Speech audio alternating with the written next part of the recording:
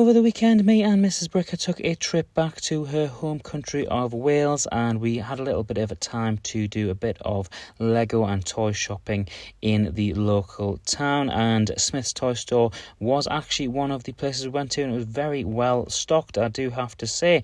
And you can actually see on these particular shots the fact that the new August 1st Lego sets all have 10% off, at least nearly all of them do, which of course brings me back to my price per piece video and talking about the fact that these new sets, these release day sets from literally 2 weeks ago, always end up in the sale eventually, and it's probably a good time to grab a hold of those if you get the chance. The store itself was actually really well stocked, and there was a ton of Star Wars, and I was slightly bemused by the fact that the Desert Skiff set that I'd been after and I'd been waiting for in the post was there, and it did have 10% off. I still need to grab hold of the Executor Superstar Destroyer.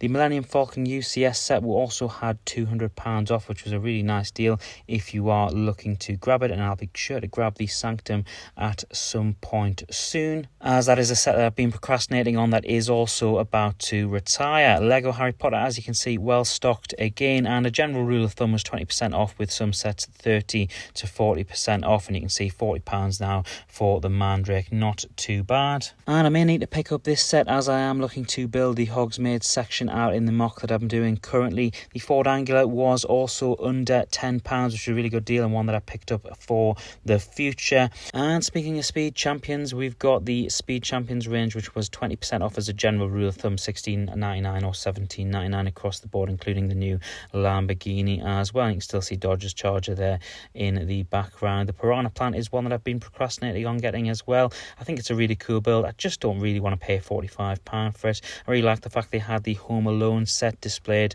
on the cabinet, and it's one that I'd quite like to grab as a sort of Christmas set to myself. The Marvel section, as you can see, well stocked, and as you go higher, the slightly more expensive sets are up on the shelves as well, along with the Jurassic set. Still quite a lot of money for that X-Jet you can see in the corner of shot.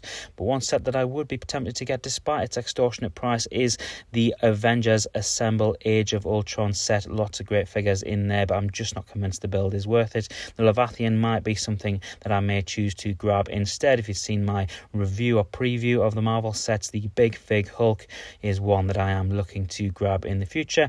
Plenty of other sets on display, including a range of Jurassic, Minecraft, Creator 3-in-1, Animal Crossing, and of course some smaller Disney sets. And the toy fun didn't stop there, as we found the Funko aisle, and Mrs. Bricker actually picked up a Funko for herself, the Ted Lasso, which she fell in love with and is for, and quote, decor in the house. And I picked up the Carl Kestis and BD1. Wanted this for a while and really happy to grab it. And speaking of things that I've wanted for a while, the Desert Skiff actually turned up to the house while we were away, and you can look out for a video on that in the coming days.